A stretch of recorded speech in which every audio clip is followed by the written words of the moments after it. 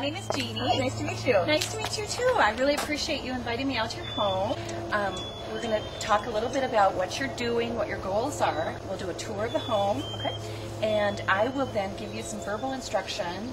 Most important part of what we do is take a look at each room, and I work with my sellers in 5 key areas. Okay. So the first area that I'm going to concentrate with you on is neutralizing. The goal of staging is really provide a home that appeals to the broadest base of buyers. We're also going to be looking at depersonalizing, removing again your personality or any personal effects from the home, as well as space planning. Sometimes we tend to have a lot of decor items or knickknacks and things, so we look at reducing and decluttering. Also look at cleanliness and repair. The final piece is the showcasing, and that I think is really the most fun and exciting part of staging. But what the showcasing does, Shelley, is that it really creates a lifestyle message in every room. Buyers are not buying a house, they're buying a lifestyle, and especially at the lake, they're buying a dream. Let me know if you have any questions along the way. Okay.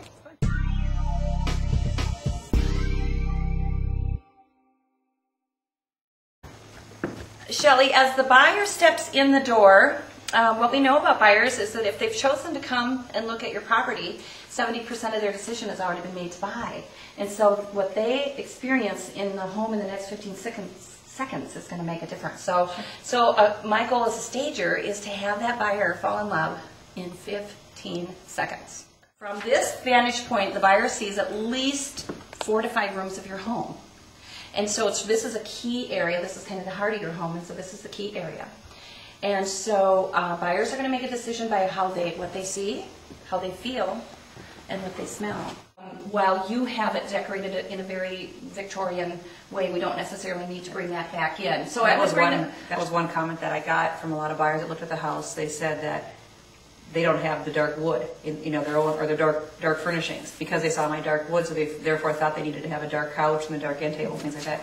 So if you could bring a different color and they're more neutral, then they wouldn't think that they could have to get new furniture as well. Exactly the point that I was just going to say. Buyers only know what they see, not the way it's going to be.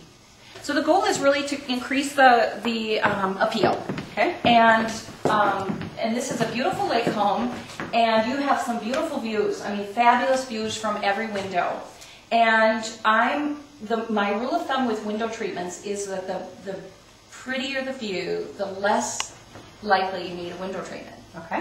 So what I would recommend then is that the window treatment be removed. This will be a nice area to then set up as a conversation area. So this is where I want a client, a buyer, to envision sitting and relaxing and viewing the lake and having a cup of coffee with a friend, or just relaxing. So a love seat and a couple side chairs and a small coffee table would be all that you would need in this area. Then in the eating kitchen, very nice open floor plan. Again, what would be just really nice is just a very simple round table with 4 chairs. And then in terms of in the kitchen, and you've already got it very cleared out. We just you clean horizontal surfaces. You have an absolutely gorgeous kitchen and beautiful materials for countertop. And then sometimes, again, what I do is I look at, this is kind of the vantage point from the buyer. So this is the focal point of the kitchen, and you've got your appliance garage in the corner there. So sometimes if there's nothing in that corner, we'll stage with a beautiful platter and maybe a green plant. But I just don't think that you've got such gorgeous cabinets and beautiful detail. We really don't need a whole lot in the kitchen. So if this is an executive home, an office in the home is a really nice feature. And I think that it would really be nice to stage this as an office. And what I want you to consider doing is if you can leave the office furniture, not necessarily the file cabinets, but if you could leave the desk, the task chair, and even the back hutch would be nice. And in here, now the walls, we probably, since we're painting and we do have you know, we do have some wear and tear on the walls. We probably should just add this room as a room to be painted. And then I wouldn't necessarily paint it white, but we're gonna, if we're picking, you know, we're picking this lighter brown in here, we're probably gonna repeat that color. So now we have the beautiful master suite. And so what I'm going to recommend that we do in here is we're going to neutralize out the purple color. And the purple color is appealing to you but may not be appealing to someone else. We're going to pick a color, and very likely it'll be in the same family, because we want to create just a really nice flow and transition from one room to the next. So it'll be in that same family as these colors. We'll bring it on into here, okay. And it'll look beautiful with your woodwork. It'll accentuate and really make the woodwork stand out. Okay. And then I noticed that you have a kind of a walk-through bathroom closet area, and master bedrooms. What I like to do is the suited approach. And so I would remove the window treatments, and then so what we can do in here then, Shelley, is that we're going to stand at the doorway where the buyers are coming in, and then we're going to figure out what is the focal point wall. And at your lake home, I think that this is definitely the focal point wall here, and so this is what people are really going to notice first. And then I think it would be very natural to probably place the bed on the far side of the room.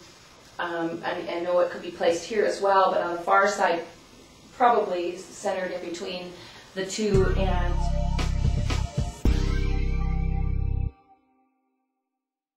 it is an absolute necessity to stage in today's market, and there are so many homes on the market, and what we have learned about buyers is that over 80% of them are searching for their home, their future home, on the internet.